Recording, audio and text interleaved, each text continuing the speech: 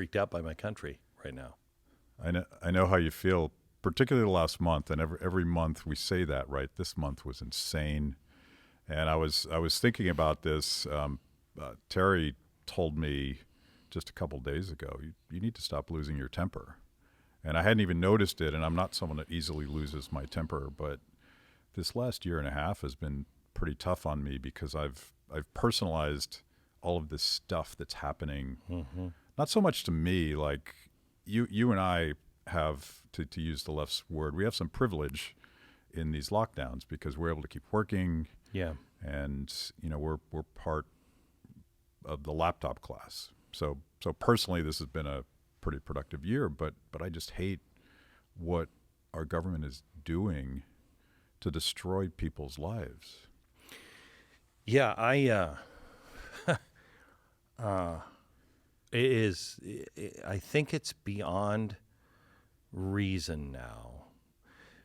I was just talking to somebody who said, they said, do people believe? And I said, the biggest problem in stopping the Holocaust was the Germans that really, truly bought into the propaganda. And they bought in so deeply, and that was such a bad thing that once they bought into it, they were destined to continue to buy into it, no matter how bad it was, because they couldn't admit the lie, because then everything would come undone. Yeah. And for those of us who are awake, and I talked to Peter Boghossian today. I mean, he's on the left. He's wide awake too. For those of us who are awake and see what is happening, the door is closing on your ability to say, okay, wait a minute, what's happening? And it's a little terrifying because the excuse that, oh, they just have a different opinion, or no, this is happening, or no, they're just trying to save this, and oh, you're taking that out of context. You can see the deliberate destruction of freedom, of values, of people, and of the country. Yeah. Every institution, everything is being destroyed. And it's throughout the West. We're in trouble. Yeah. It feels like they found our Achilles heel, they being this machine. They've tapped into our fear. And it's not just about the virus. I mean, it could be about... I don't think there's fear on the virus. It's funny. I just met somebody who was a big writer for comedy, and he's on the left. Yeah. And he lives in California. He had 2 masks on, and he shook my hand with the elbow. Yeah. And he said, "Sorry, I'm from California." And I'm like, "No, I get it, whatever." But depending on where you're living, that's manufactured fear. That's unreasonable fear. Yeah. If I were writing a horror movie or a end of the world dystopian movie, the villain would not be COVID-19. You know what I mean? Right. That's like, yeah. Really? What a wussy villain that is. And yet that's the way people are treating this. Like, this is Ebola. It's not. Yeah. Well, they've whatever that is. Like, I now agree with Michael Malice that we should call it the corporate press. I agree. And when I use the C word, I'm actually suggesting crony capitalism press. Unfortunately, that's what it means for people. And this collusion between big media and government in this particular context, ginning up this. Yeah, beyond that, big media, big corporations. I mean, everything is being done. So I can't go to my local Ace True Value hardware store, but somehow or another it's safe to be in Home Depot. Yeah. That's ridiculous. Yeah. It's absolutely ridiculous. And it is this corporate giveaway. And whether you look at it as, well, why would they do that? Well, because politicians don't like to fundraise. And it's a lot easier to fundraise, with 500 companies than it is with 13 million companies. Yeah. No matter the motivation, it's happening. And I've always mocked the Blade Runner of, he works for the corporation. Oh, stop it. Yeah. We were wrong. We were dead wrong. And any conservative libertarian that says, well, it's their right as a private corporation. No. It's in collusion now. Yeah. They're not a private corporation. It is a public-private partnership. And that is not freedom. Yeah. I get very frustrated with fellow libertarians that sort of fall into that. Well, they're a private organization; they can do whatever they want. I mean, first of all, corporations are a government-created fiction, right? There's very legal protections that come from incorporation, but we of all people understand public choice theory and the idea that corporations have always used government to screw over their enemies. And in this case, it is a real collusion because it's not unclear. It's not clear to me. I see that like, say you're a pharmaceutical company. I understand the attraction of getting the government to mandate that everybody consume your product. Sure. That's a pretty cool business model if you can have it. But it also seems to flow the other way, where it's kind of political capture with one party government in Washington, D.C. You clearly saw that with, who was it, Pfizer, that the Sunday after the election came out and said, oh, by the way, we just discovered it was in my back pocket. Yeah. Come on. Yeah. Really? There was no word on that. And then as soon as Biden is elected, they announce the discovery of a lifetime. Yeah. It's sickening. It's sickening because they are part of whatever it is and whatever their motivation. And I think there's a ton of motivation going on. But you are seeing the result of people now in power that believe the American experiment is over and the American power around the globe is over. And they're managing the decline. That's the best. They're managing the decline. Yeah. And they're getting theirs. Well, it is. It seems like we've reached that tipping point. I'm always the optimist, and I'm going to explain to you why at some point. Good. I'd like to hear it. You and I have been part of at least several counter-revolutions. I go all the way back to 1994. I was a young staffer working on Capitol Hill. And in 1993, the permanent conventional wisdom, everybody believed this, nobody doubted it, was that the Democrats would be in charge forever. And then 1994 came, the counter-revolution, the pendulum swing, the rejection of all of those 40 years of corruption that had become intolerable to all sorts of people. And of course, in 2000, I'd say 2008. A lot of people say 2009 with the Tea Party. Started in 8. It started with the Wall Street bailout and the rejection of that. I was say, what was it, $700 and some billion, which seems like a pittance today, but it started there. And I think the counter-revolution is coming, and the flashpoint probably is COVID socialism. It's the treading on civil liberties more, maybe perhaps, than the inability of people to actually legally go to their own jobs. But it's a cumulative effect of all this stuff, and it's not just conservatives at all. No, it's not. The vax mandate is not going to hit conservatives. It's going to hit deep into the blue-collar, working-class base that the Democratic Party thinks it owns, and civil libertarians. Especially African Americans. Yeah. African Americans, the number one group not getting it. It's not Trump voters. It's African Americans. And they might have some reasonable fears. They might have some fears of it's like the government. Indians. Hey, we're going to go collect the guns from the Native Americans. Probably not. They're probably going to resist that. Yeah, They have some reason to. So I think you have this very broad-based, and this is where the Tea Party was in 2008, 2009. It was a very broad-based, bottom-up, grassroots rejection of authoritarianism, and this could be the catalyst for that.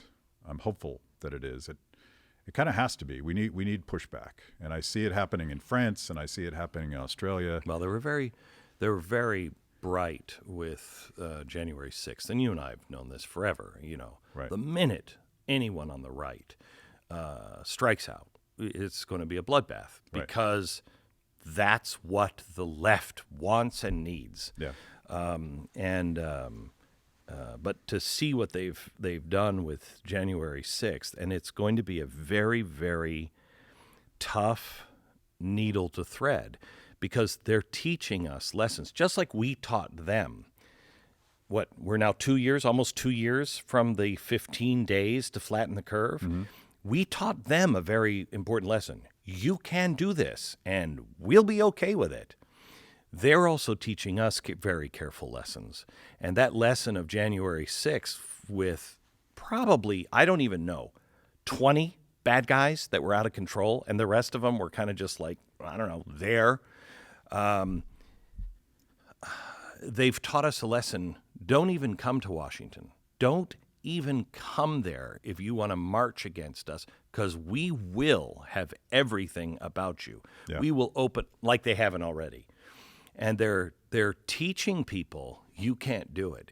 Afghanistan is a great example. And I think that you're right that these liberty things, especially from COVID, are an important catalyst. But I think the move like Afghanistan was bigger and could be bigger. And it's because, you know me, I've studied Bonhoeffer and Gandhi and Jesus and Abraham Lincoln and anybody who has had these kind of movements that were successful, Bonhoeffer being the exception.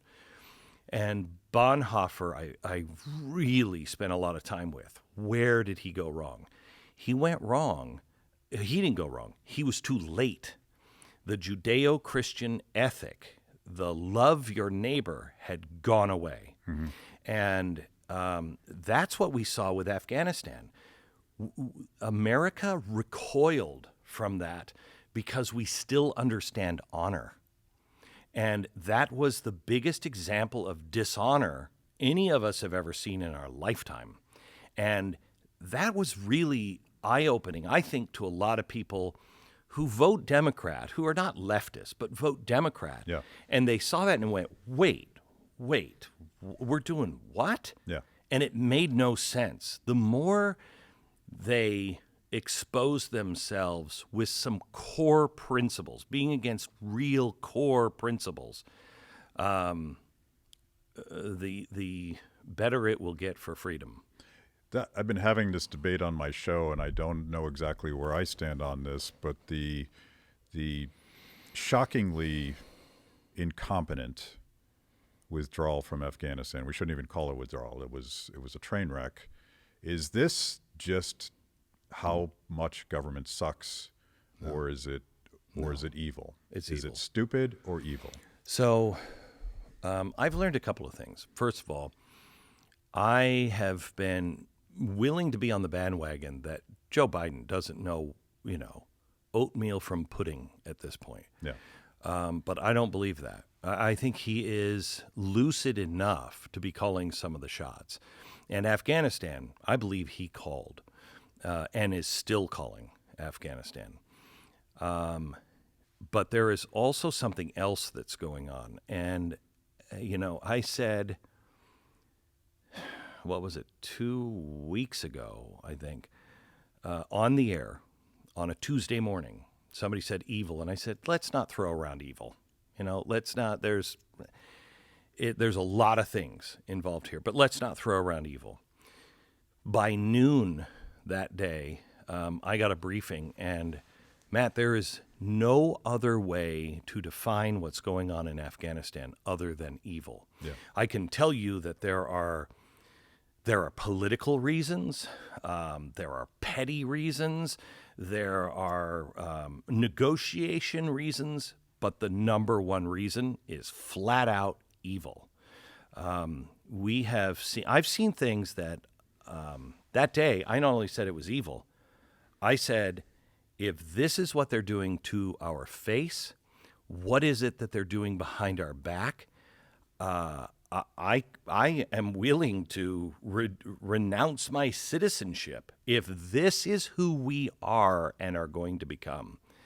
The things that I have seen are beyond imagination and beyond excuse. Yeah. Well, I always apply, whenever I look at something that the government has done that is shocking to all of my values and my understanding about how the world works, I always apply one of two filters to try to understand what's going on. So my Hayek filter, did they have a knowledge problem? Is central planning, even when it comes to nation building, so grossly incompetent that the results should have been predictable if you understood how government fails? Or is there sort of an incentive problem, and that gets into the power and the corruption and the evil part? And it's always some combination of those two things. Government can't plan, even if it wanted to, but if it could plan, the people with that much power are always going to be corrupted by competing agendas, self-interested agendas. But there used to be, I could go with that if anyone had been held responsible, if anyone would have changed course, if anyone would have retired, if anyone would have come out and said, I can't, this is a debacle and it's got to stop. Yeah. But they've doubled down, and the things I have seen personally are beyond the pale. Yeah. It is hopefully a teachable moment. And I would think about these things almost in the same way. The COVID lockdowns and the colossal failure of 20 years in Afghanistan and the way that we left people behind, it all kind of feels the same to me, because it's us versus them. It's right versus wrong. And I also think, and this is what I want to talk to you about today, because you've had a busy month. And you've been on the ground in Afghanistan, and I want to talk about your efforts with the Nazarene Fund, and importantly, there is sort of a lesson here about private action versus public action, because government at its best still does all these things we just mentioned, and maybe it's not at its best. Maybe it has an agenda other than ours, and you always have to take that seriously. But I think the reason you got so much blowback from the corporate press in your efforts is that you exposed the lie that we can't get our people out. Do you think that's fair? Oh, yeah. I think they're trying to teach everyone a lesson. Sit down, shut up, and take it. You don't have the power. And that's what's been so heartening about this is, Matt, I don't have big corporations or big donors that are stepping up. Here's $1 million. We raised $35 million from my audience alone. And they came in checks of $5, $10, $100 a piece. I think the biggest donation we had was $300,000, and we had one. And it's pretty remarkable what happened. But they are absolutely trying to teach us, you cannot do it. And I had a hard time with this at the very beginning. I thought, they can't be that petty. Lives are at stake. This is different. But it is. What happened a couple of weeks ago on that Tuesday is the day before. It's actually on Tuesday. I found out on Wednesday. Tuesday, we had 4 planes on the tarmac in Afghanistan when everyone was looking at Kabul. And that was closing. We knew 2 days before, we're not going to get any more planes out. How else do we do it? Well, there's another airport. And almost no Taliban were there. And so we started moving people across the country to get them to that airport. There were 5 major checkpoints. We had people on the ground navigating, radioing back and forth. We had people in safe houses. We moved 1,200 people in 2 days, unbeknownst to anyone. And we had moved them just outside of the airport. Then we got them on the plane. This was Cam Air, and we rented a bunch or bought a bunch of the tickets, all of the tickets on these planes. And we're just like, no, just go over there. Here's your ticket. Get on the plane. And it was working until the State Department figured it out. The Taliban hadn't figured it out. The State Department. I had 1,200 people sitting in 4 airplanes, over 100 Americans. The numbers will astound you when we come out with who's on that plane, who are on that plane, and who's about to get onto more planes. And the State Department jerked around, and our guy was saying he is actually the guy who eventually started running all commercial flights out of Kabul. Okay, he's now in charge of all commercial flights in Afghanistan. He's an American, but he's been coordinating all of these flights to get people out. It's an amazing miracle, just that. And he calls the State Department. He's like, let these planes go. Wink, wink, nod, nod. Let them go. You're calling attention to this. And they said, well, now, wait a minute. Who's on? So we've already filed with OFAC, which is making sure that we are not kidnapping people. There's no slave trade going on, et cetera, et cetera. We're doing everything by the book because we know if we don't, we're in trouble. Yeah. And we said, we've given you the manifest already. And some of your people are on the plane. Some other really important people are on the plane. We had 4 senators, 2 congressmen that I know by name, but I think there were 6 or 7 congressmen. Somebody else very high ranking in the Democrat Party that had people on that plane or in those planes. They spent all Tuesday trying to get the State Department, let the planes go. By 8 o'clock at night, the Taliban, because, there's one guy like Steve, the Taliban guy, at the airport. And he's like, something's going on. There's planes that aren't taking off. Well, after a few hours, everybody from the Taliban is there. They realize, oh, we're being scooped here. So those people are now in the airport, the Taliban. They've taken over. They've made sure that they're running all the ticket counters. We're telling the State Department, take off. 11 o'clock at night, I go to bed, and the last report I hear is they've got the senators are pit bulls on the State Department. They'll get this done. I go to bed. I do the show the next morning. I get off the air. I get my report at noon. So tell me, where did they land? They said, Glenn, not only did they not land, the State Department, about 1 a.m. our time, told everyone to get off, go down back into the terminal, and hand their passports and their papers to the Taliban, and the State Department gave the manifest, that's a kill list, gave it to the Taliban. I said, where are these people? They said, we don't know where everybody is. Some, very few, handful, are still in the airport. Some of them have gone back into hiding. We've gotten some into a safe house. So we had 1,200 people. That afternoon, we called the State Department. We're on a speakerphone. So there are lots of people on this phone call. And we're on a speakerphone, and they said, well, you just didn't have the right paperwork. It's always a different excuse, okay? You just didn't have the right paperwork. Okay, well, what paperwork did we need this time? Well, you need form number 117 or whatever it was. And we said, we've never even heard of that. Where do we get that? They said, well, that went into effect. I think it was like August 28th or August 30th. Okay. And where do we get one? Quote, you get it at the embassy. So all these people have to go back to the embassy and ask for that. Well, first of all, that's on the other side of the country.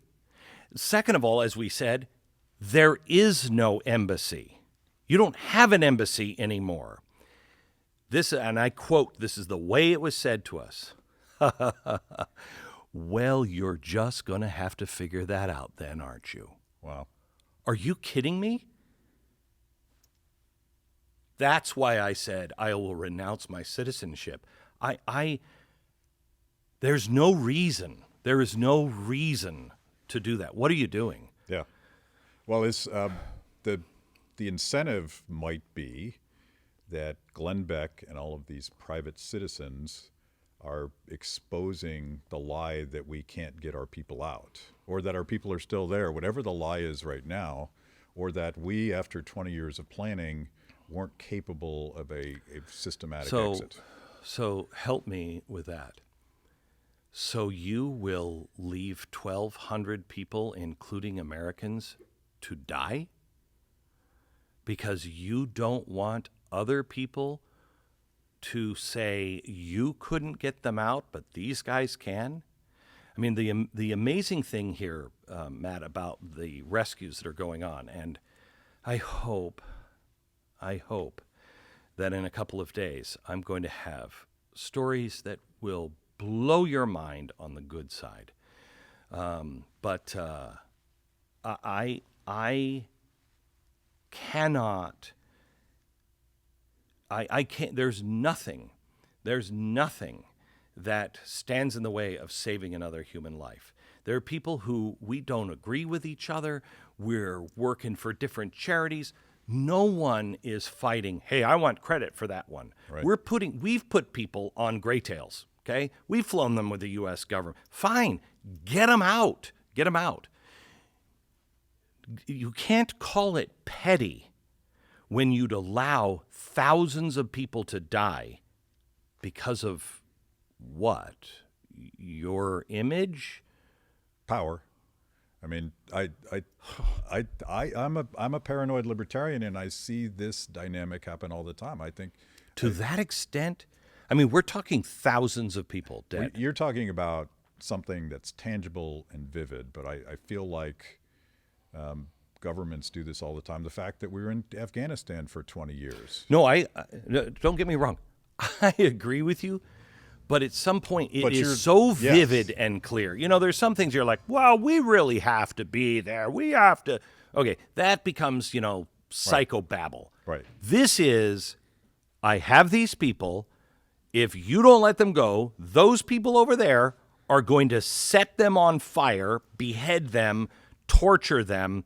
And so really all you have to do is say, yeah, go. Yeah. That's pretty vivid. You have to be pretty far down the evil trail to say no to that, don't you? Yes. Yes. Yes. And yet they did. Oh, they still are. Yeah. They still are. So explain, what would they say? Like, what's the best defense of leaving people to die that are literally on a plane and have a way out? Well, I will tell you this. Senators and congressmen spent the last weekend calling the State Department, and they got a different answer every single time. We wrote them all down just so we can have it for documentation, and we'll be sharing it when this is all over. But it was all, the planes have already been released. It's a problem. They don't understand that they can go. To didn't have the right paperwork. We're not so sure that this isn't a shady organization. You name it, they use that excuse. Yeah. I thought of a random example of the story that you're telling is like a weaponized abuse of government power for political ends. But there was a headline just a couple days ago, you guys might have talked about it, where a hip-hop artist was buying free air conditioning units to distribute in public housing in Florida because it gets hot. Yeah, and right. in the summer people Good for die. him. And whatever the local welfare bureaucracy that has the best interests of those people at heart prohibited it from happening. And it's a tiny example of the same dynamic. Same thing. It was the people who made sandwiches for the homeless in California. You can't do that. Right. Why? And I'll tell you why. That closes the human heart. That's what gets you to the Bonhoeffer failure. Right. Once you say, I've got to ask for permission to help these people, your heart's closed. Yeah. Your heart's closed. Yeah. Well, let's talk about the tremendous power of your community, because this is not the first project of the Nazarene Fund at all.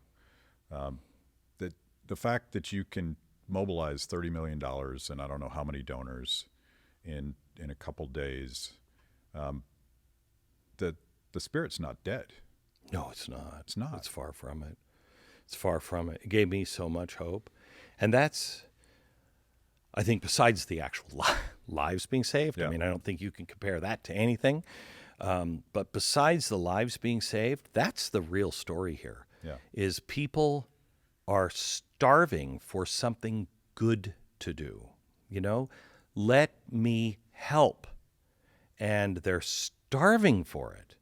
And it gave not only them hope, it gave me hope. And I think that's another reason why they're shutting it down, doing everything they can. Don't give those people hope that they can do something. But it's absolutely undeniable. Yeah. The thing I was saying earlier about losing my temper and just being I've been the same tied up way. like a knot. Something I had to teach myself when I was young, because I'm one of these idealistic guys and I get all wrapped up about all the fights that I'm fighting. And in my 20s, I had to teach myself not to take everything personally and try to divide the things where I could have a difference, have an impact, versus just dumb things outside of my control that should have never happened but did. And I think that's the mistake I've made in the last year and a half. I'm taking all of this so personally. I need to sort of focus on something specific. And that's what you did. I've had a really hard time with this Yeah. because it started at the Abbey Gate. We had 400 people that were inside the gate, and people risked their lives to get them in. And they were ready to get onto one of our airplanes.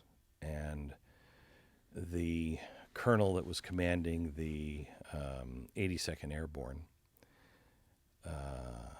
walked by them and said, "Get these people off my tarmac. They're in my way."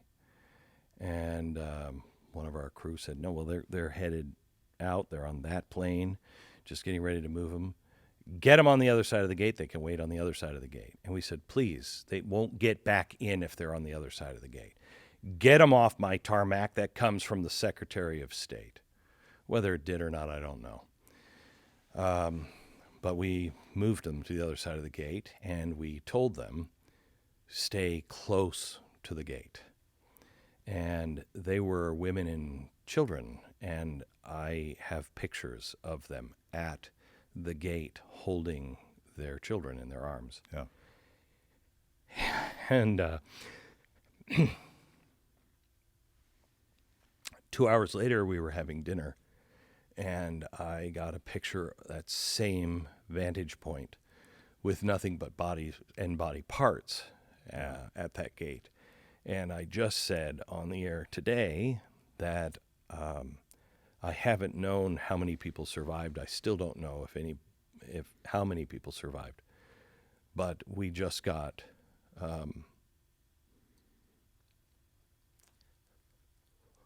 one of those mothers out Yeah. this weekend, and it's hard not to take that personally. You know, Yeah. I'm having a really hard time with a couple of things. People saying, "Hey, thanks for what you did."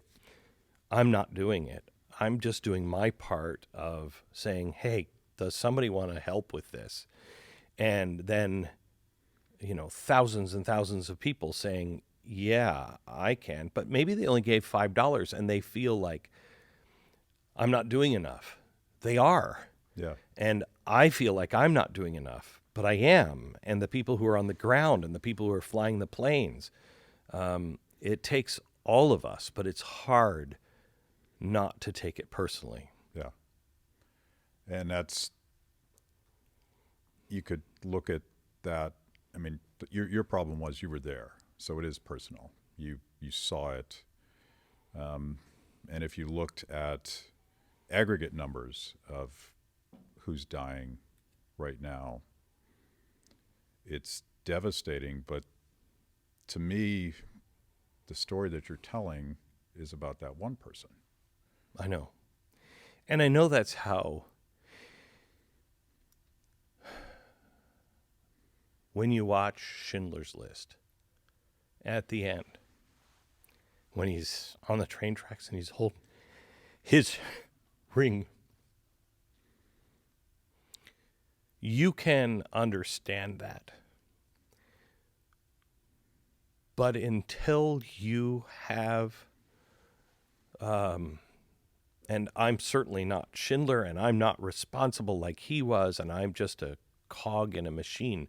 But until you are an actual cog in that machine, you don't understand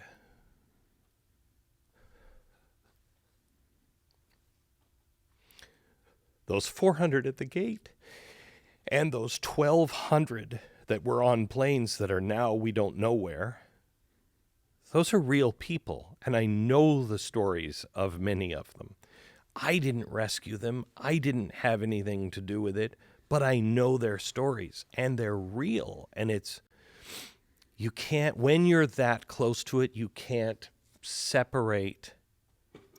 You can't. Sophie's choice, which one gets on the train, which doesn't. Yeah, yeah. Tell me, if you can, some stories about some people that made it. Have you done that yet? Is it safe to do that? No, I can tell you that there are babies being born. I can tell you that would not have been born. I can tell you that there are people that were in dire health situations that got medical treatment. I can tell you that there are women that were promised already to be brides to the Taliban that are out. I can tell you about some of the female judges that put some of these monsters in jail. There's 20 of them that Wow. we have gotten out. There's 100 and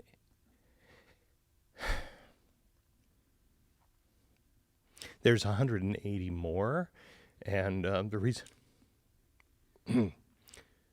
I have had correspondence with one of them that is hiding right now, and she's begging. They're close. Yeah. And but there's been some miraculous things. Miraculous. It was easier when it was still hard, but it was easier when it was in Kabul. Now, every single one of them is personal. Yeah. Before it was, except for the moms, it was numbers. It was numbers because there were so many at the gate. Now we're going out personally. I can tell you a lot about the people that are next, hopefully. Not now, but not soon. Yeah. How? I mean, the logistics of. I'm just fascinated by what the Nazarene Fund pulled off, because it sounds impossible. Everything from security to finding those judges. Like how did you find these people? So you would not believe how. I mean, you want to talk about a small world. I have had hundreds of people like you, Matt. We've known each other forever, and all of a sudden, a Matt Kibbe is in my email box, and they're like, "This person is in hiding right now. I know who they are," and so it wasn't hard to find them at first. Yeah. It's really difficult to find them now because we told them, turn off your cell phones. They're working with China. Right. And so they're in hiding. We have had, on Christians, it was a little easier because it's an underground church. Yeah. And so if you can get the pastor or whoever is in charge, you know where they are, and most likely you know where they're hiding. Yeah. And that's been because there is some underground on that. But everybody, it's not just the Nazarene Fund. It is like I think it's the Mighty Oaks Foundation that is in charge of getting the judges. Yeah. And we're in charge of getting them out. For the most part, what the Nazarene Fund is doing is flights. We're at the airports. Yeah. We're doing all of the negotiations and trying to get those planes off the ground because it's such a wild expense. And then we're working with others to say, here are these people. Can you go out and we'll fund them? If they don't have the money, we'll help fund them to get them. So there is coordination, but it's all outside of government. Yeah, most of us didn't even know each other. Yeah. This is the free market at work. And it's nice because no one has any other agenda, at least the ones we're working with. Sure. And we know. No one else has any other agenda than just let's do the right thing. And I don't care who gets credit. I don't care who gets credit. And so it's an amazing system. What we have, what we don't have, they will have. And what they don't have, we have. Yeah. And so it's everyone sharing on a common mission. And it's just all organic. Yeah. Been amazing. I was actually I was close to calling you because we were involved in just trying to help a single family. Yeah. And it was a guy named Khalid. He's the head of the classical liberal think tank in Afghanistan and very much a marked man in the New World. But somehow or another, we were able to find a flight funded by one of these other nonprofits because it's that one. Like, I know this guy, he's not a friend, but he's an ally. Mm-hmm. And that became personal for us because we had met him. Yeah. It's amazing how small the world is. Yeah. I mean, it's truly remarkable how many people have connections into Afghanistan. You don't think anybody has connections to Afghanistan. And you'd be shocked how close we all are. I'm going to have him, and I'll introduce you if you're interested, but he's going to be on my show soon. Oh, I'd love that. Talking about the last 48 hours. I would love that. Because he had that experience of hiding and moving, and we think we can get you to the plane. You can't get to the plane. Oh, my gosh, it's so horrible. Yeah. It's so horrible. And then the ones who are out, we have the official number we're saying because we don't want to say everything, but the official number is 5,000 that are out already. Yeah. And I've thought about them a lot on, okay, you were in Afghanistan, whatever it was that you did, you're now sitting on a tarmac and you have absolutely no idea where you're going. Yeah. And some of these countries are halfway across the world or all the way across the world. And you don't speak the language, you don't know the culture, and you don't have a choice. It's not like we're going to say, hey, we've got flights departing, pick one. Yeah. It's just you're assigned to that country. And these countries are amazing what they're doing. But I can't imagine being in that situation. Yeah. Well, I have this, it's not a joke, but it's kind of a joke that I'm looking at protesters in Cuba and Venezuela and people desperately trying to get out of Afghanistan. And I'm like, I'd love to do a swap. People that so desperately Love want that system. freedom versus people in our country that despise it. Yeah. I realize that's not a real offer, but I think we should celebrate anybody that's willing to put their life on the line for just a little bit of the freedom that we take for granted. I tell you, I think, thank goodness we're doing something about those in Afghanistan. Yeah. But we really missed an opportunity to not help those in Cuba. And I just love the social media giants who could ensure that everything was coordinated and no one lost any internet. And you could coordinate everything on Facebook. But gosh, Iran, Cuba just can't get it done. Yeah. Can't get it done. Yeah. Well, part of it is we have to. What I always said during the Tea Party days, and I'm someone that wants everybody that wants to come to this country and follow the rules and work to have a path to this country. And I know that's controversial with some conservatives, but to me, the extraordinary effort that people come to enjoy those freedoms has to be the American test. And I think about it that way, and I see blowback from some conservatives about rescuing our friends in Afghanistan, and I don't get it. I don't get it. I'll take anybody that wants to be here. Right. Okay? Beyond just being free, wants to be here. We're not the ones that we are personally responsible for after we deliver them to a country, because we're not just dumping people off at a tarmac. We're not sending any of them to Mexico, and we're not sending any of them to America. And they might want to, but we don't know really who they are. Yeah. And so we're putting them in the hands of, and paying for, 2-year period. But I don't understand. I mean, I understand the trepidation with the United States government bringing people in, because look at our border and look at the batting average here on what we have in with Afghanis on our Air Force bases. They don't care. They did no vetting.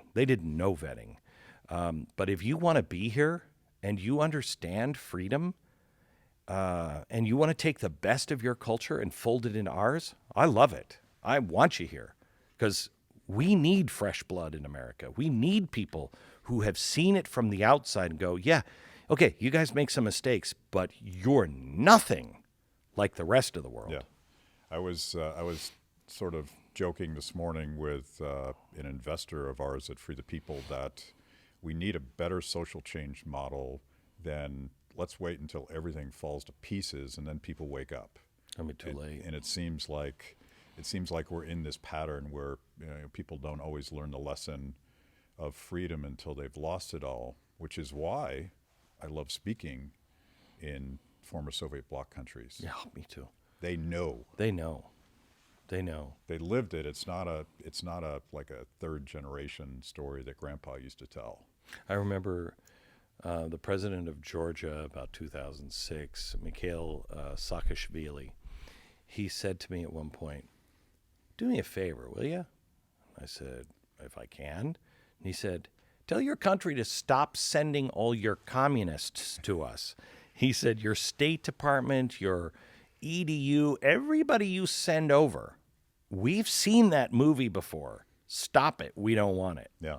I hear that from my friends in Georgia, but pretty much every country that we're the ones exporting socialism. We are. And it comes from our universities. And when France says, don't take the poison that is being sent to us, and it's socialist, don't take that poison. When France says that, we've jumped the shark. I can't believe that I'm seeing street protests in France. And not here.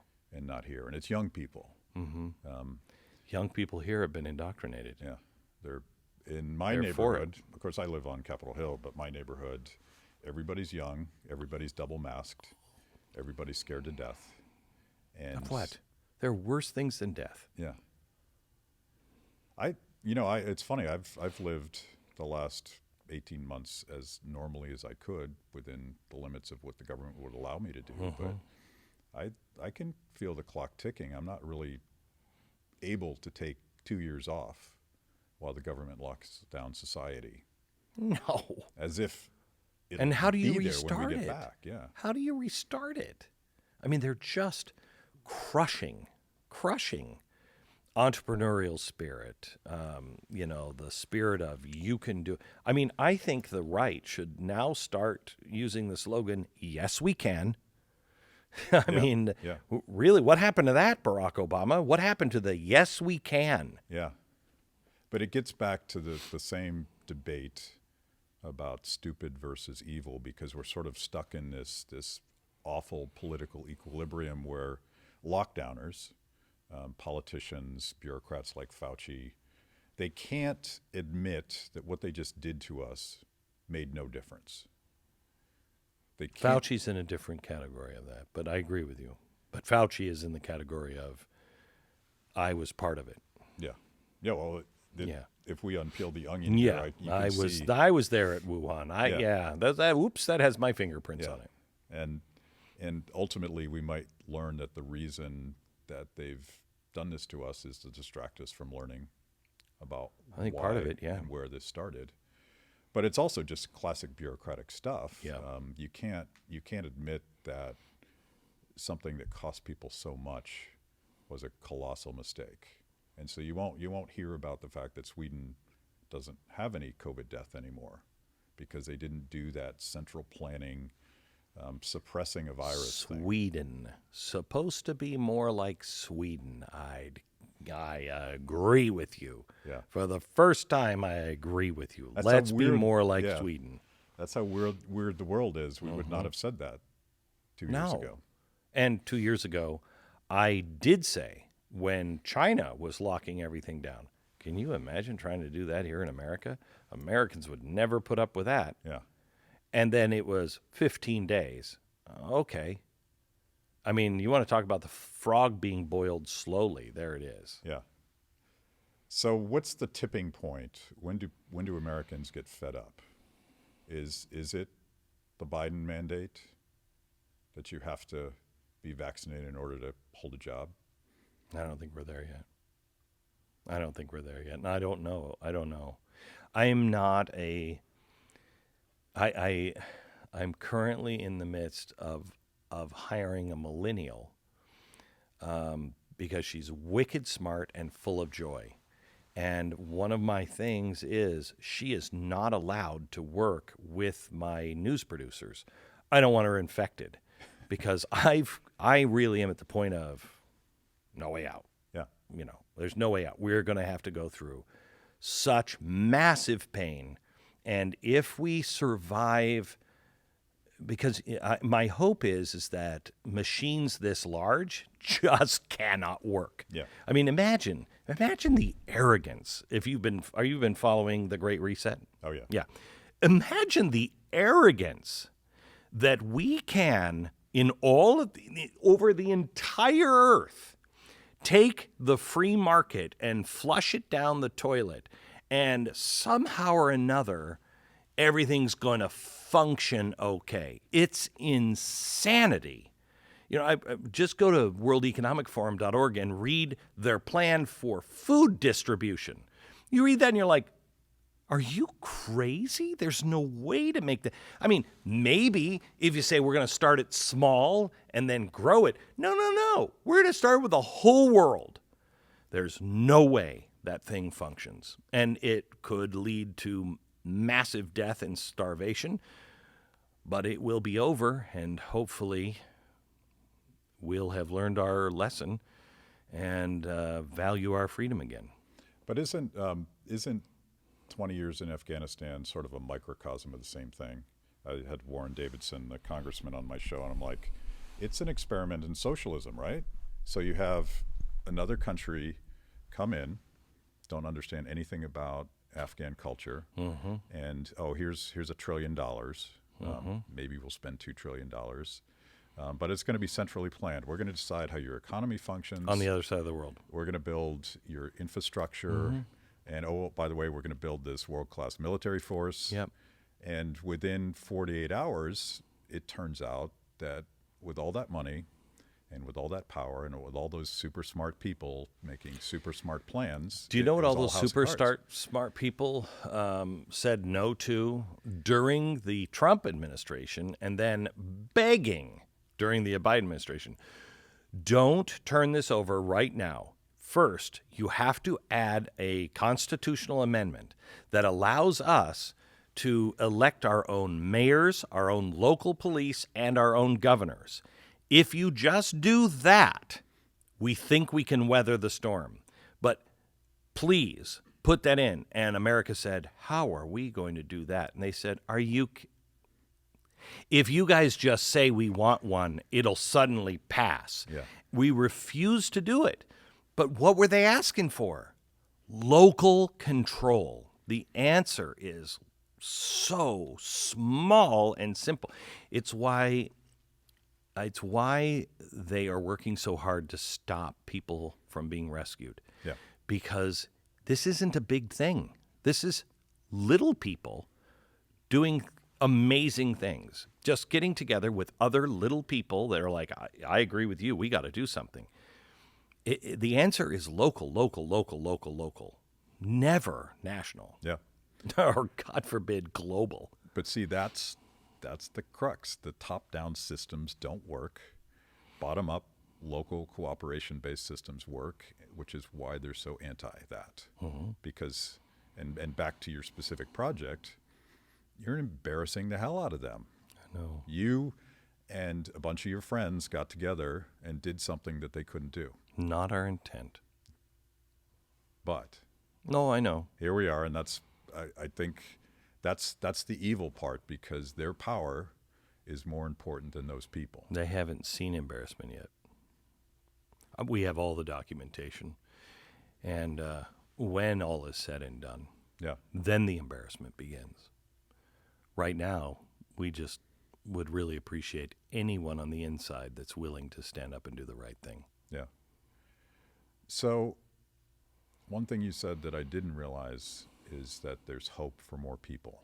I assume the window is closed. No. But you guys are still at it. Oh, I was hoping that today was the day that I could announce something. But we have two individuals. I mean, think of this. Two individuals standing in the way. Two. And I'm just praying that something will happen, somebody will say something to them, or they'll just have whatever it is. But there is a massive, historic event waiting to happen. And the window is closing. It's not closed yet, but it is closing. Yeah. And once it's closed, anybody who has any kind of ailment will be dead. Anybody who is on the fringes is dead. Anyone who won't leave without their family is dead. Because it will go to one person, maybe two at a time, getting them out. Yeah. And really, I mean, grueling circumstances to get them out. So, final question, and this will put you on the spot, but was Afghanistan worth it? Not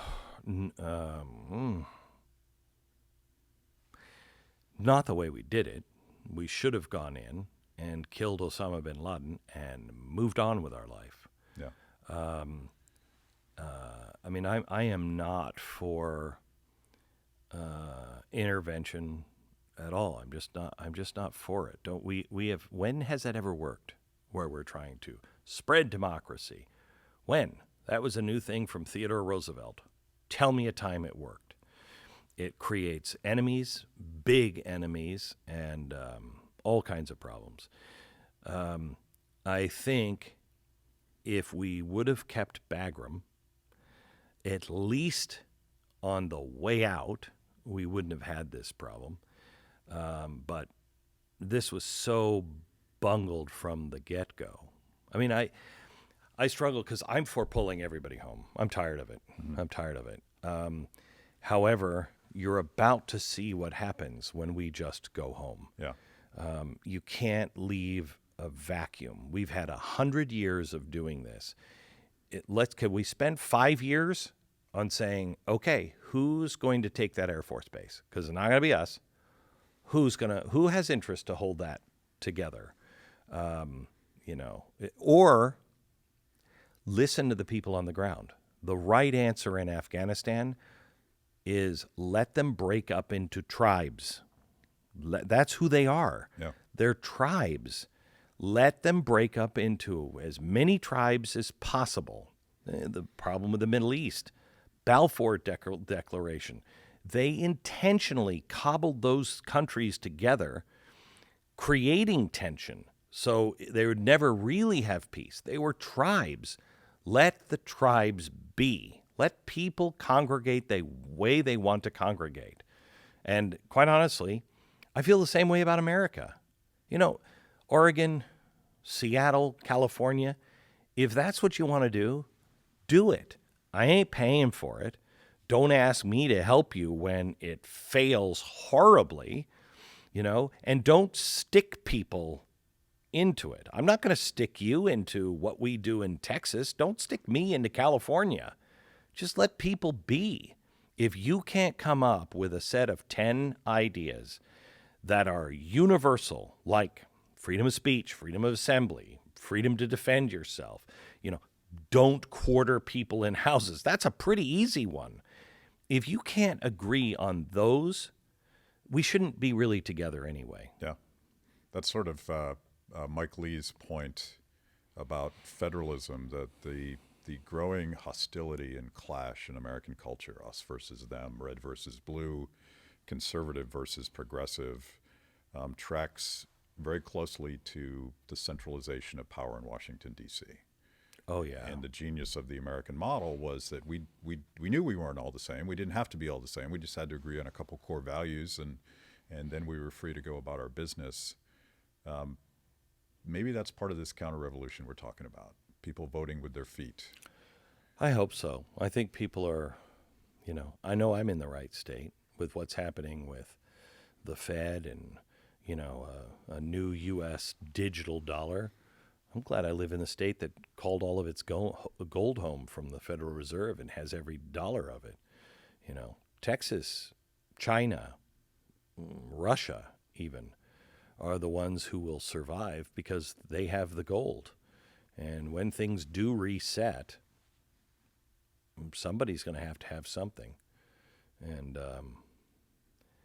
Texas, we all get along, and you can have a different opinion. Just it's because you're all well armed. Exactly right. And don't forget that. So your project is to convince Terry to let me leave Washington, D.C. because she loves her house, and I hate living in that authoritarian hellhole anymore. And put her on the phone with me because you're running out of time. Yeah. I think there's going to come a time soon where wherever you are is where you will be. Yeah. Thank you. You bet. Thank you. That was amazing. Where can I get more content just like that? It's a great question. You're clearly a discerning consumer of the best content. Make sure to like the video, subscribe, and click the bell. And if you're consuming podcasts, go to Apple, Stitcher, anywhere you get them. I'm in. Kibbe on Liberty, honest conversations with interesting people.